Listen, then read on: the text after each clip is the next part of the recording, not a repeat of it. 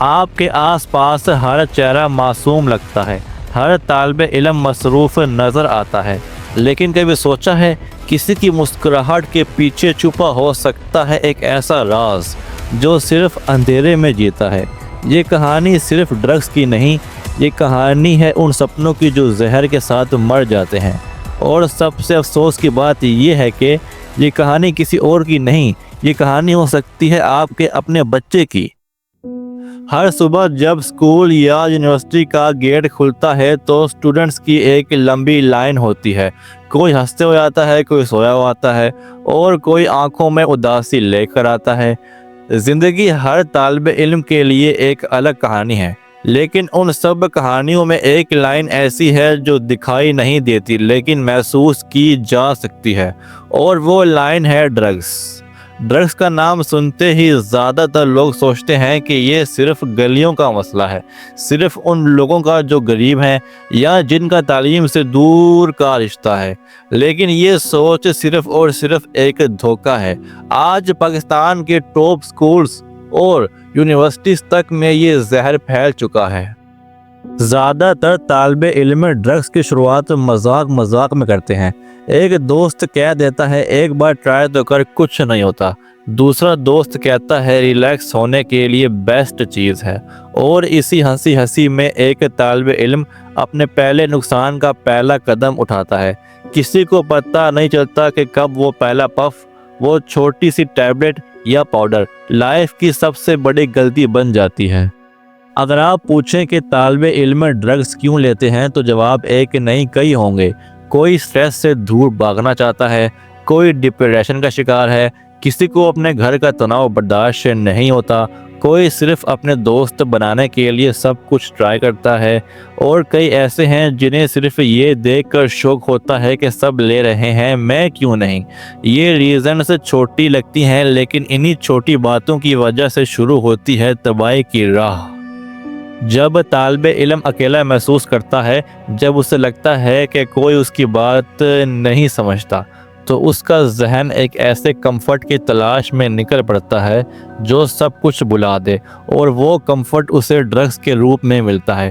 University کا hostel ہو یا school کی کینٹین، کہیں بھی کوئی نہ کوئی ایسا مل جاتا ہے جو کہتا ہے جانی ایک بار لگا کر دیکھ، ہر چیز آسان ہو جائے گی، اور پھر ہر چیز آسان ہونے کی بجائے اور مشکل ہو جاتی ہے۔ ڈرگس صرف ذہن کو نہیں بلکہ پورے جسم کو ہی توڑ ڈالتے ہیں۔ پہلے انسان کا دماغ خراب ہو جاتا ہے، پھر انسان کی نیند بھی اڑ جاتی ہے، پھر انسان کو بھوک بھی لگنا بند ہو جاتی ہے، اور آخر میں انسان خود سے ہی دور ہو جاتا ہے۔ وہ طالب علم جو پہلے کلاس میں ٹاپر تھا اب اسائنمنٹ بھی نہیں لکھ پاتا، جو پہلے گیمز میں چیمپئن تھا اب کمرے سے باہر ہی نہیں نکلتا۔ یہ تباہی چپکے سے ہوتی ہے، اور تب تک سمجھ آتا ہے جب سب کچھ ہاتھ سے نکل چکا ہوتا ہے۔ ماں باپ بھی اکثر صرف گریڈز دیکھتے ہیں، اگر نمبر ٹھیک ہیں تو سمجھتے ہیں کہ سب ٹھیک ہے، لیکن کیا کبھی کسی نے یہ دیکھا ہے کہ بچے نے روٹی کم کیوں کھائی، وہ زیادہ اکیلا کیوں رہتا ہے، اس کے دوست کون ہیں، گھر کا ماحول، ماں باپ کی لڑائیاں، یہ سب مل کر طالب علم کے اندر ایک خالی پن بھر دیتے ہیں، اور جب وہ خالی پن کسی نے نہیں بھرنا ہوتا تو ڈرگس آ کر وہ جگہ لے لیتے ہیں۔ کئی دفعہ طالب علم خود بھی نہیں چاہتا ڈرگس لینا، لیکن دوستوں کا کہنا، ان کا مذاق اڑانا یا ان کی گروپ آئیڈینٹی کا حصہ بننے کے لیے وہ ہاں کہہ دیتا ہے۔ وہ کہتے ہیں کہ تو ویک ہے کیا؟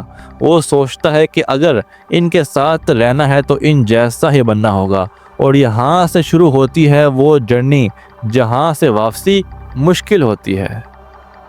اور جب بچے اسکولوں میں یہ سب کچھ کر رہے ہوتے ہیں تو ٹیچر سب کچھ دیکھ رہے ہوتے ہیں، لیکن وہ کئی دفعہ چپ رہتے ہیں، یا تو سسٹم سے ڈرتے ہیں یا یہ کہہ دیتے ہیں کہ یہ تو ان کا ذاتی مسئلہ ہے، لیکن یہ ذاتی نہیں بلکہ سوشل مسئلہ ہے۔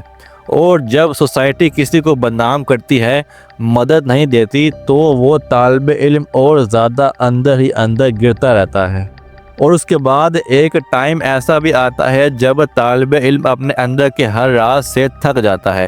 وہ صبح اٹھتا ہے لیکن کسی چیز کا کوئی مطلب نہیں ہوتا اس کے لیے، نہ کلاس کا، نہ دوستوں کا، نہ فیملی کا، اور یہ ہوتا ہے بریکنگ پوائنٹ۔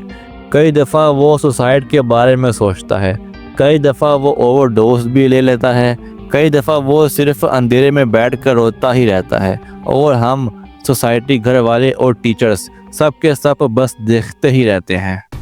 اب آپ لوگ سوچ رہے ہوں گے کہ ڈرگز اسٹوڈنٹس تک کیسے پہنچتی ہے؟ کیا یہ صرف اسٹریٹ لیول پہ ملتی ہیں؟ جواب ہے نہیں، یہ زہر آرگنائز طریقے سے یونیورسٹیز اور ہاسٹلز تک پہنچایا جاتا ہے۔